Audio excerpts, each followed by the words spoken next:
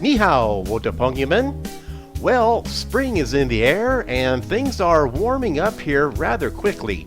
After a rather tepid winter and some drastic up and down temperatures, it looks like it's time to break out the summer clothes and start saving up for the dreaded electric bill. Gotta have that AC though, no doubt. Well, today's story caught my eye and really got me thinking about the crazy side of people, especially jilted lovers. Okay, here we go. Before we do so, could you do me a solid and hit that like button and the subscribe button? I'd really like to get monetized at some point in the near future, and I could surely use your help. Much appreciated. China fortune teller predicts own death, killed by lover who soaked underpants with poison. Now that's a headline, am I right? Bizarre killing comes after man gets aggrieved partner pregnant multiple times, forces her to have abortions, refuses to marry. Yeah, this one really stood out, and I wanted to check this out.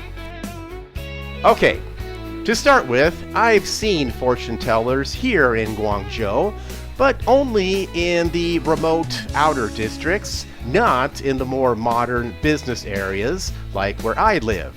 I never took any photos because I wasn't really interested, and I wanted to respect the privacy of the fortune teller and their client. So let's get into the article, shall we? A Chinese fortune teller who predicted he might die in his 50s has been killed by his mistress at the very same age. The woman took her lover's life by soaking his underwear with poison, leaving his body rotting. Oh my God. The man, surnamed Zhao, who worked as a fortune teller in Nanchong, Sichuan province in southwestern China, became critically ill and was hospitalized in May 2017, just before turning 60.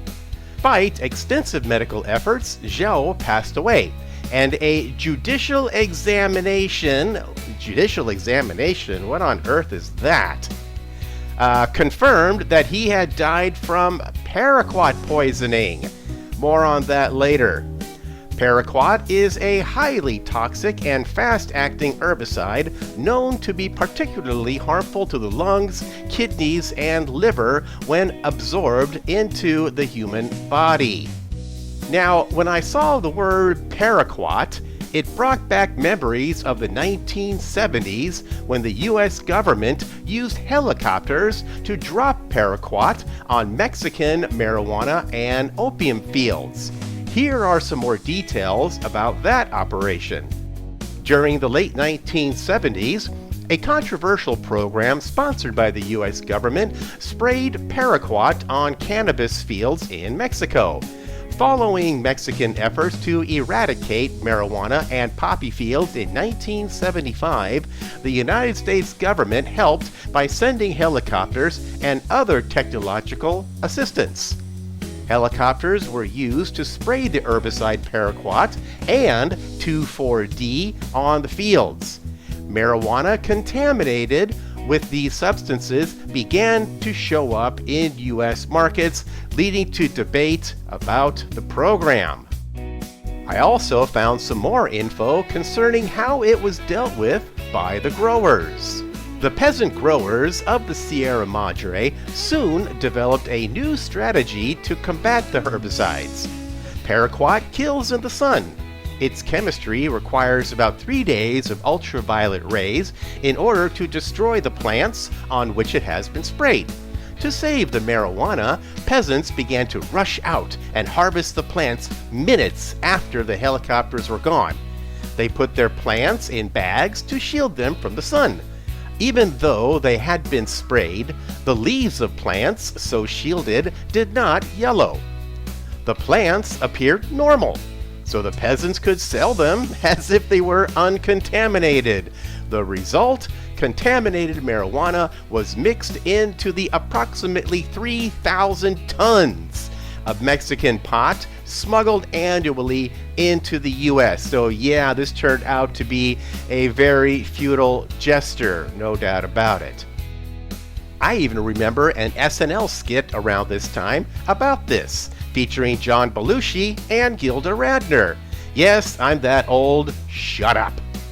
Another thing that got me thinking is, where does someone even find paraquat in China? Can you find it using Baidu or Temu? Can you go to a local pharmacy and buy it? I have no idea, and I'm not about to try, believe me. Back to the article.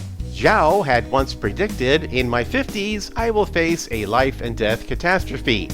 His family suspected he might have been murdered after his daughter, who had lived with him, discovered via a rat poison test that the cough syrup contained toxic substances.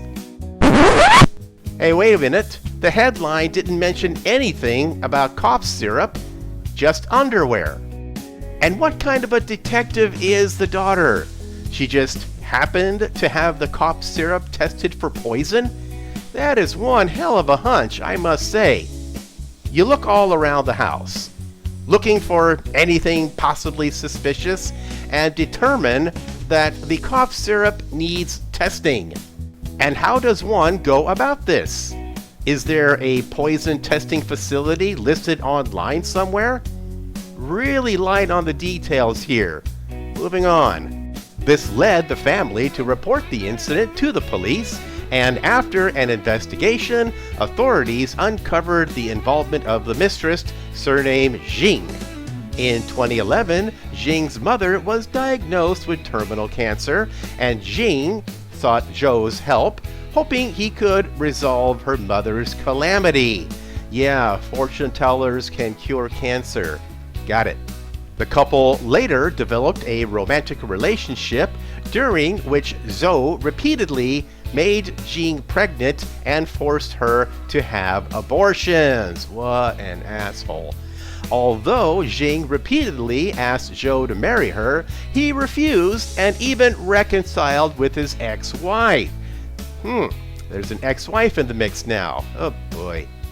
To escape Jing, Zhou even lied about having cancer, hoping she would leave him. Yeah, that's one way to break up with someone. Okay.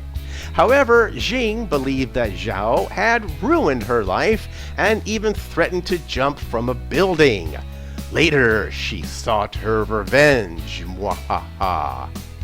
In May 2017, after researching the dangers of paraquat online, Jing mixed it into cough syrup and soaked 4 pairs of underwear with the poison, which she then handed over to Zhao.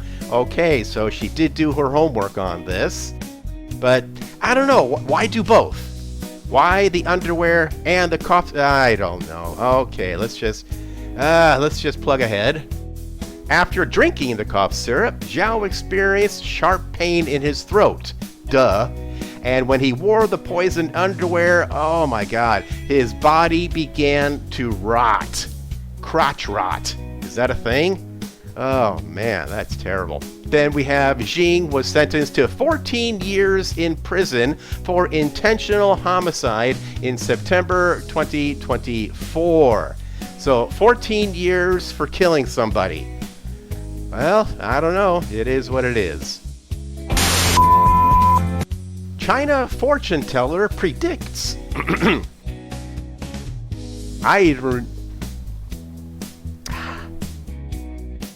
Another thing that